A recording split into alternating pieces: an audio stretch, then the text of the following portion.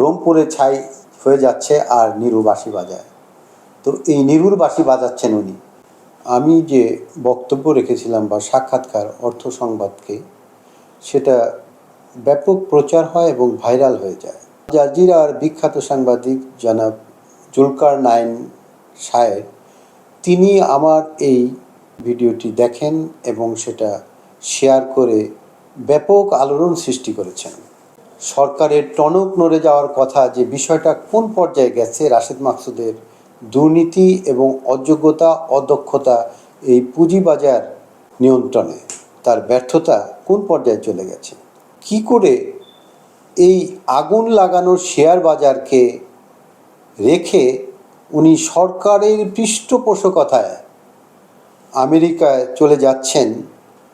এটা ভ্রমণ বিলাস বলবো আমি এই কারণেই যে এই প্রোগ্রামটা, এই কর্মসূচিটা হচ্ছে, তার টাইটেল হচ্ছে 31st annual international institute for securities market growth and development programme. এই প্রোগ্রামে সারা বিশ্বের সকল অফিসার শ্রেণীর লোক অংশগ্রহণ করে। কখনোই কোনো সিকিউরিটি এক্সচেঞ্জ কমিশনের চিফ, প্রধান এই সমস্ত কর্মসূচি দেবে। এটা একটা প্রশিক্ষণ কর্মসূচি, সেখানে তারা অংশগ্রহণ করেন না। এবং বাংলাদেশ থেকেও বরাবর কখনোই এরকম নজির নেই যে কোনো সিকিউরিটি এক্সচেঞ্জ কমিশনের চেয়ারম্যান এই প্রোগ্রামে অংশগ্রহণ করেছেন।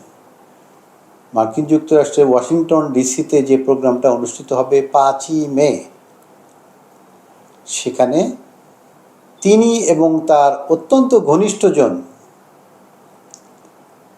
মোহাম্মদ আকবর আলী, উনি একজন কমিশনার এবং সিকিউরিটি এক্সচেঞ্জ কমিশনের চেয়ারম্যান স্বয়ং, তারা দুজন 5ই মে থেকে 9ই মে পর্যন্ত তারা সেই প্রশিক্ষণ কর্মসূচিতে অংশ নেবেন সরকারি খরচে। এবং তার এই সময়কালটাকে বিবেচিত হবে যে তিনি কর্মরত আছেন। অত্যন্ত দুঃখের বিষয়, যেখানে ওনার 8 মাসের ব্যর্থতাকে আমরা তুলে ধরেছি এবং কত পয়েন্ট পড়েছে, 800-900 পয়েন্ট পড়ে গেছে। এবং শেয়ার বাজারের যে নাজুক অবস্থা, সারা দেশে হইচই পড়ে গেছে। বিনিয়োগকারীদের আহাজারি আর্তনাদে যখন বাতাস প্রকম্পিত, সেই মুহূর্তে আগুন লাগে, শেয়ার বাজারকে আগুন লাগিয়ে উনি যাচ্ছেন মার্কিন মুলুকে প্রমোদ ভ্রমণে। কি করে সম্ভব? কিসের জন্য হচ্ছে এটা? কার খুঁটিতে হচ্ছে? কার খুঁটির জোরে উনি এই চেয়ারে বসে এই সমস্ত কাজ করতে পারছেন? আমাদের বুঝে আসে না।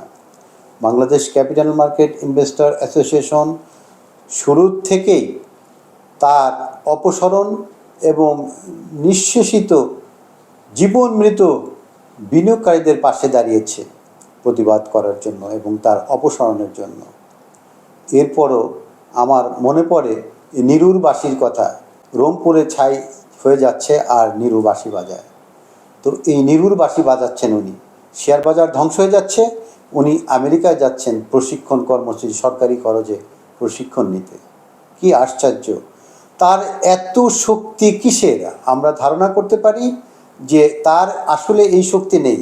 তার পিছনে যে অশুভ শক্তি কাজ করতেছে, তারা সরকারের উচ্চ পর্যায়ের লোক।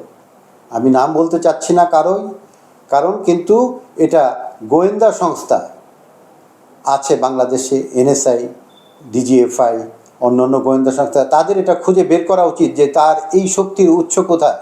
এখানে দুর্নীতির চরম একটা লেনদেন হয়েছে তাকে এই চেয়ারে রাখার জন্য আমরা মনে করি। তা না হলে রাশেদ মাকসুদের মতো লোকের, একটা ব্যাংকার, যেখানে দুর্নীতি মামলা, তার দুদকে মামলা চলছে, যেখানে সে 264 কোটি টাকার একটা বেনামি লোন দিয়ে সে টাকা আবার মানি লন্ডারিং হয়েছে, এই কেসের আসামি, সে কেস স্থগিত করে উনি কিভাবে বিদেশে যান?